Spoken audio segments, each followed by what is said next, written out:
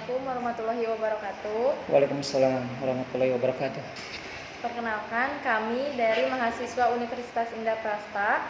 Sebelumnya perkenalkan, saya Yasinta Putri Arini dan itu rekan saya Siti Rahmaini. Iya.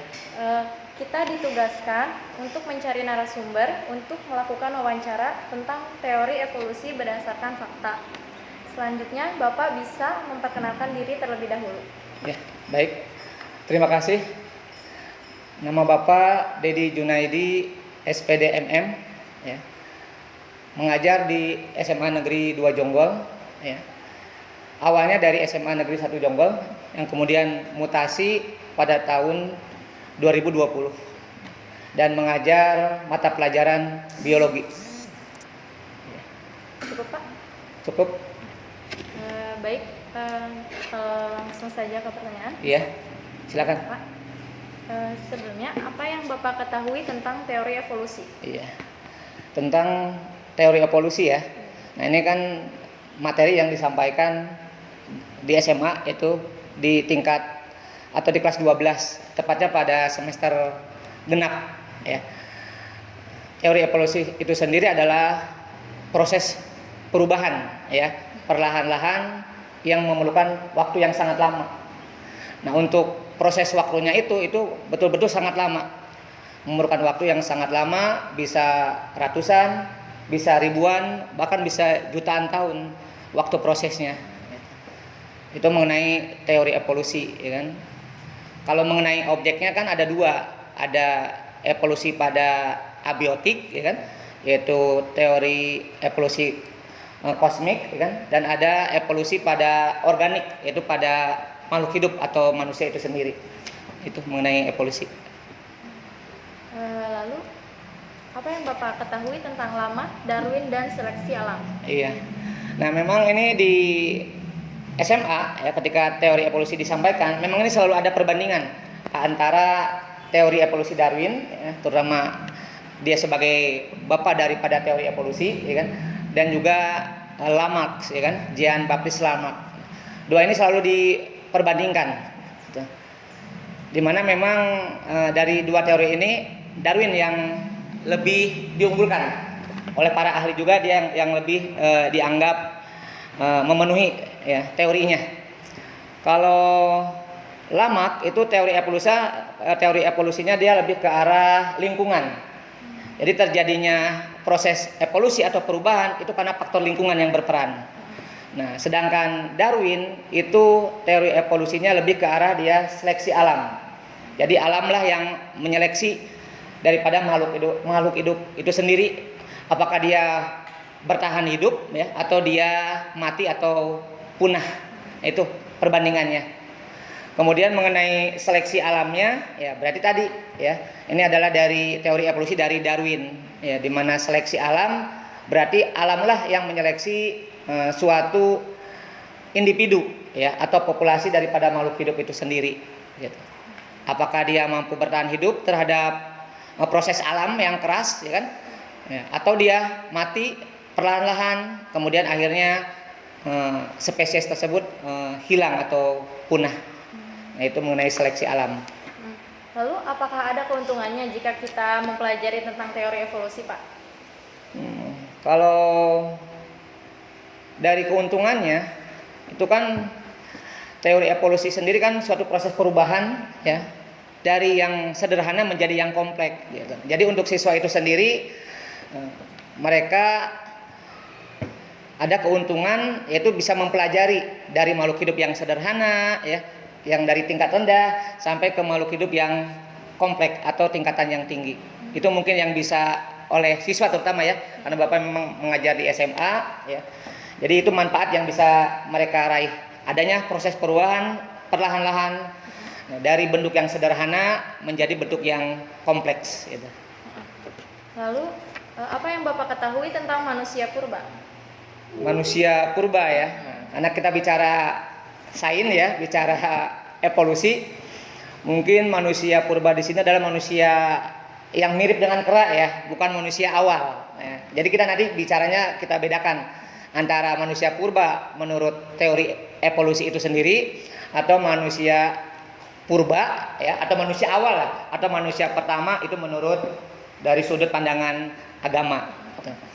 Jadi manusia purba itu adalah manusia yang mirip lah, atau awalnya itu kera yang mirip dengan manusia. Itu mungkin dikatakan manusia purba, manusia awal ya kan. Jadi mirip sekali dengan kera, sehingga secara perlahan-lahan ya, karena proses mereka berubah ya kan. Di awal dikatakan dari bentuk sederhana ya kan, ada perubahan menjadi bentuk yang lebih kompleks dan bagus mungkin sampai sekarang.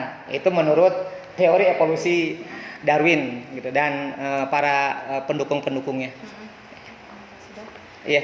Lalu menurut Bapak siapa nenek moyang manusia menurut teori evolusi? Iya. Banyak literatur ya mengenai manusia atau nenek moyang manusia pertama menurut teori evolusi. Nah, literatur yang Bapak baca yaitu adalah dari Australopithecus anameasis gitu. Berarti ini manusia purba yang dari Australia mungkin. Nah, ini juga Bapak belum tentu benar ya kan? Karena itu yang Bapak peroleh yang merupakan nenek moyang manusia pertama ya. Lalu apakah Bapak percaya tentang teori evolusi? Mengapa, Bapak? Itu dari sudut apa dulu tuh? Dari sudut pandang Bapak, apakah Bapak gitu percaya ya. tentang teori evolusi? Terlepas dari agama ya. Ya. Nah, Bapak sebagai sains lah ya. Sebagai guru yang mengajarkan kepada siswa ya ada gitu. Karena memang dari batasannya atau definisinya udah jelas. Evolusi itu adalah perubahan perlahan-lahan yang memerlukan waktu yang sangat lama, dari bentuk yang sederhana menjadi bentuk yang kompleks. Kalau itu Bapak sepakat, gitu. Iya. Lalu apa yang Bapak ketahui tentang adaptasi dan mutasi? Iya. Adaptasi dan mutasi. Iya. Nah, dua batasan ini memang selalu mengiringi daripada teori evolusi. Adaptasi, kemudian mutasi. Di mana mutasi itu sendiri merupakan bahan bakunya dia, bahan baku daripada evolusi. Ya, jadi adaptasi itu adalah berarti kemampuan suatu individu ya di dalam menyesuaikan diri ya terhadap perubahan lingkungan. Nah, itu adaptasi.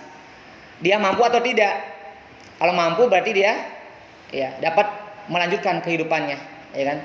Kalau tidak mampu berarti dia akan mati. Dan kalau mati terus-menerus berarti nanti generasinya akan hilang. Berarti akan punah, ya kan, dan tidak akan ditemukan lagi. Itu adaptasi. Kemudian kalau mutasi itu sendiri adalah proses perubahan ya daripada materi genetik, yaitu kromosom dan DNA. Dan ini juga disampaikan yaitu tepatnya di kelas 12 ya.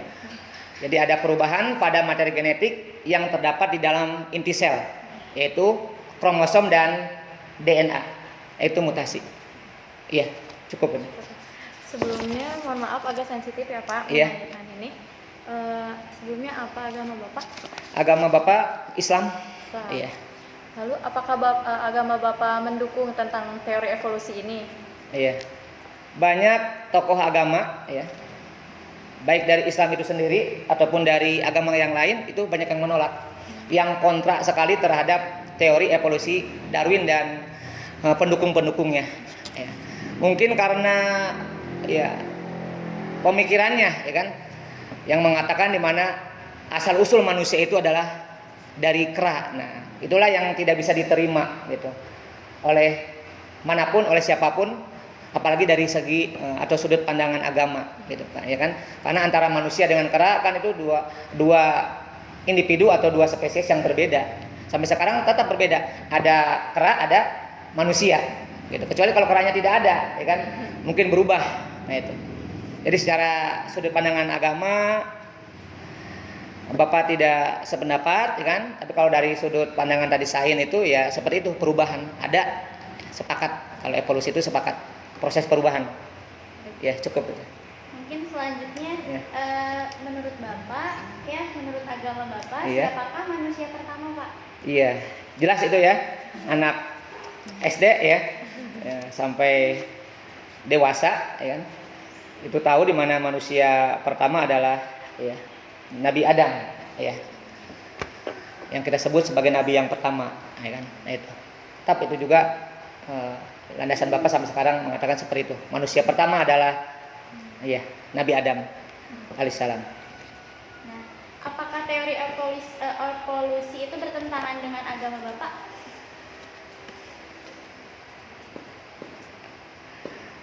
Kalau Bapak sih ada di dua sisi ya. Ada di satu sebagai pendidik pengajar yang jelas juga harus menyampaikan kepada siswa yang benar ya kan. Gitu. Di sisi lain juga Bapak adalah ya sebagai ya penganut yang taat ya kan terhadap agama. Ya cara penyampaiannya saja gitu. Cara penyampaiannya. Gitu. Kalau memang dari segi sains diterima ya tidak berbenturan dengan agama tidak masalah gitu. Tapi yang jadi masalah itu ketika mengatakan ya asal usul manusia itu dari kera gitu. Ya kan? Tapi kalau dari definisinya itu sendiri kan tidak seperti itu ya. Dan itu memang benar. Di mana proses perubahan terutama organik atau makhluk hidup itu selalu mengalami perubahan dan perubahannya adalah ke arah yang lebih maju, ke arah yang lebih bagus, yaitu evolusi.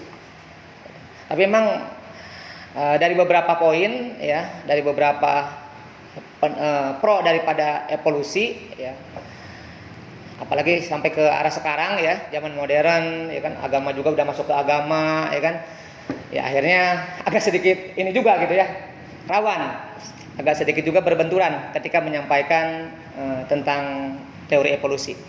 Mungkin itu saja pandangan Bapak mengenai evolusi dari sudut agama ya. Menurut Bapak, apakah teori evolusi ini masih layak diajarkan di sekolah-sekolah, Pak? Ya.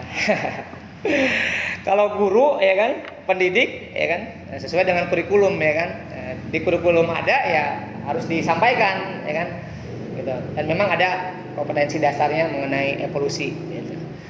Dan itu harus disampaikan. Nah, mungkin juga ya sebagai dasar ya kan, pemahaman dasar kepada siswa ya, terutama kelas 12 yang akan menjadi dewasa, nah, dia harus bisa nantinya gitu ya, menyaring mengenai teori evolusi yang benar gitu. Baik dari sudut sains maupun dari sudut agama. Jadi bekal lah ya. Jadi bekal buat siswa gitu. Jadi di sini juga guru berperan dalam menyampaikannya gitu. Jangan sampai nanti ketika lulus ya kan, siswa mendapatkan teori evolusi jadi sesat kan gitu, ya kan. Jadi betul-betul harus hati-hati menyampaikannya. Jadi sampai sekarang ya masih disampaikan. Ya. Iya. Apa yang Bapak ketahui tentang Zionisme, Freemason, Illuminati, dan Dajjal, Pak?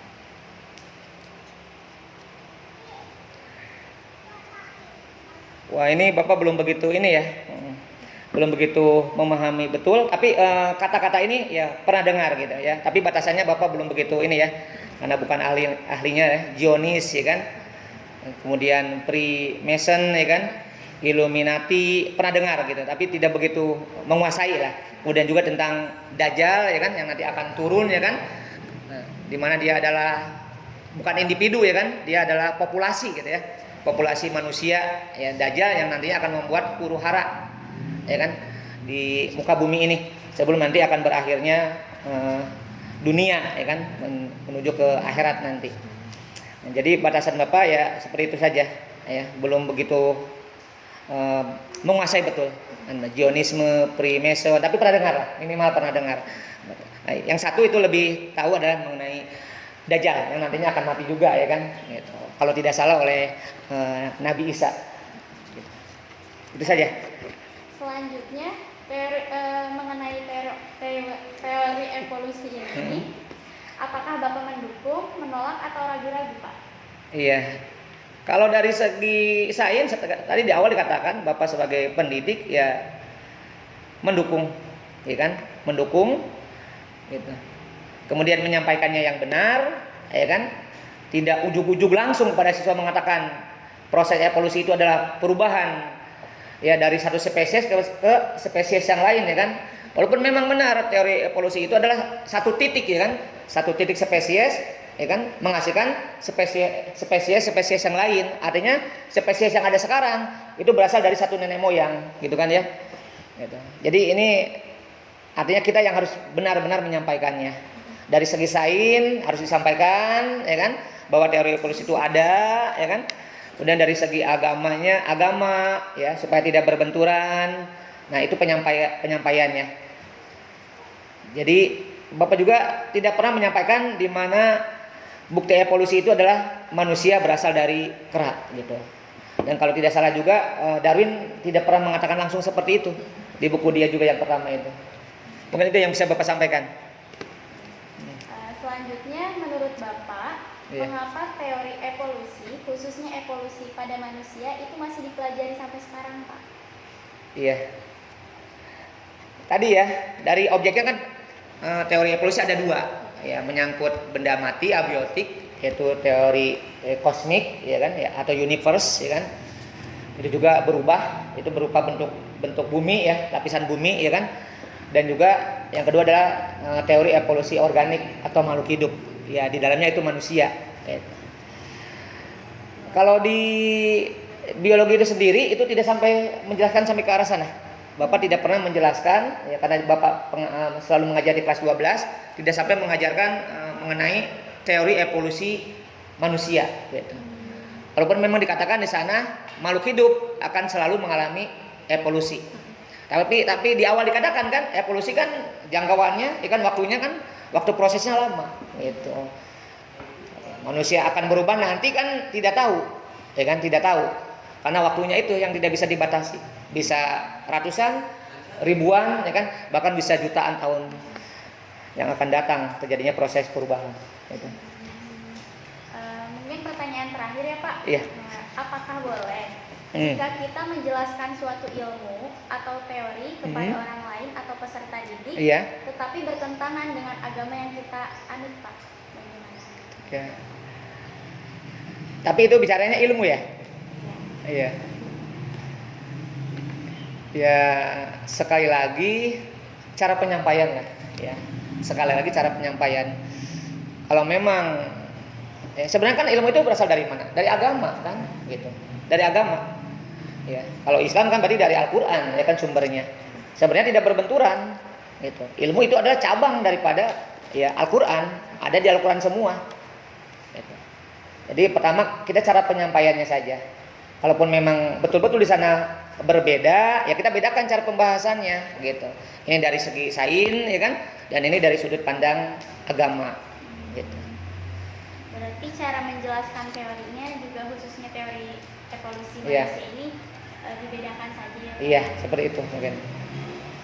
Mungkin itu saja Pak Iya. yang dapat kita tanyakan.